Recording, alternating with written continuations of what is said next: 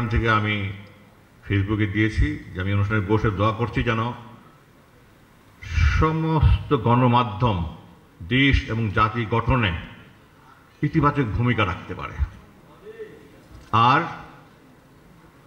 যারা বিদেশিদের গোলাম দালাল দোসর মিডিয়া চালাচ্ছে তাদের হাত থেকে আমাদেরকে রক্ষা করে। এর জন্য আমাদের সবাইকে এক হতে হবে। আরেকটা মেসেজ দিয়েছি, আজকে শহীদ আবু সাঈদের দিবস, তার বাড়ি উত্তরবঙ্গ।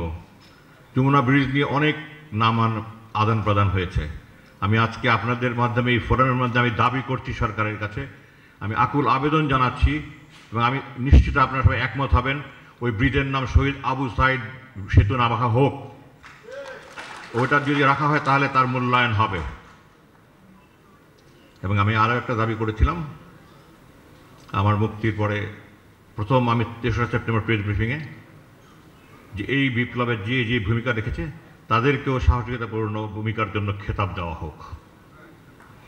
আমি এটা দৃঢ়ভাবে বিশ্বাস করি তারা এটা প্রাপ্য, না হলে আজকে আমি দাঁড়িয়ে কথা বলতে পারতাম না। এখানে আমরা অনেক অনেক কথা বলছি, আমরা কথা বলতে পারতাম না।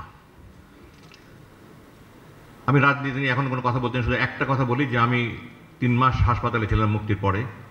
এখানে যারা বসে আছেন অন্তত ডজনখানেক রাজনৈতিক নেতা আমার সাথে দেখা করেছেন, বিভিন্ন দলের শীর্ষ পর্যায়ের।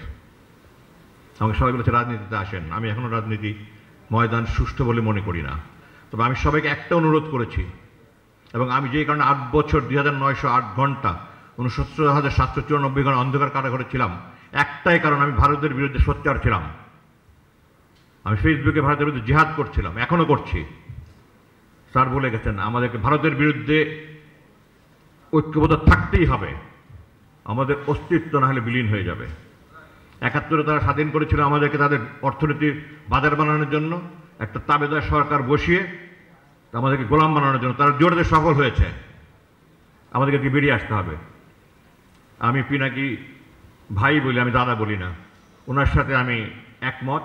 আমাদেরকে আওয়ামী মুক্ত দেশ, ভারতের প্রভাব মুক্ত দেশ যদি রাখতে না পারি, আমরা এই সন্ধিক্ষণে আমরা আবার ধ্বংস হয়ে যাব। এই জন্য আমি যারা রাজনৈতিক নেতা আমার সাথে দেখা করেছেন, আমাকে বলেছ রাজনীতিতে আসার কথা, অনেক সিনিয়র ব্যক্তি যাদের সামনে দাঁড়িয়ে কথা বলার যোগ্যতা আমার নেই। আমি সেটা বলেছি, স্যার বলেছি বা ভাই বলেছি, আমি রাজনীতি আসি কি আসছি না আমি এখনো জানি না। আপনাদের কাছে আমি হাত জোর করে অনুরোধ করি, আপনারা জাতীয়তাবাদী শক্তি সব ঐক্যবদ্ধ থাকেন, নাহলে আমরা আবার হারিয়ে যাব। আমি রাজনীতির কথা বলতে চাই না, মিডিয়ার ব্যাপারে আমার মেসেজ আমি বলেছি, আমার ফেসবুকে দিয়েছি। আর আমার যারা এখানে সিনিয়র নেতৃবৃন্দ সামনে আছেন, আমার একটা অনুরোধ, আমি সবার সামনে দাঁড়িয়ে আবার হাত জোরে করছি, প্লিজ আপনারা, আমি অন্ধকার পরে আলো দেখবো, এটার আমাদের আশা দেন আমাদেরকে। আপনারা নিজেদের মধ্যে কাদা ছোড়াছড়ি, গালাগালি, সমালোচনা না করে প্লিজ আমরা একসাথে হয়ে কীভাবে দেশটা আগাতে পারি, ভারতের প্রভাব মুক্ত থেকে এইটার জন্য কাজ করেন। আমার এই একটা আবেদন রেখে আমি আর বক্তব্য রাখতে চাই। এখানে যারা শহীদ পরিবার রয়েছেন তাদের প্রতি আমার সশস্ত্র সালাম, সৈনিক হিসাবে সশস্ত্র এবং সশ্রদ্ধ সালাম। যারা সিনিয়র আছেন সবাইকে আসসালামু আলাইকুম।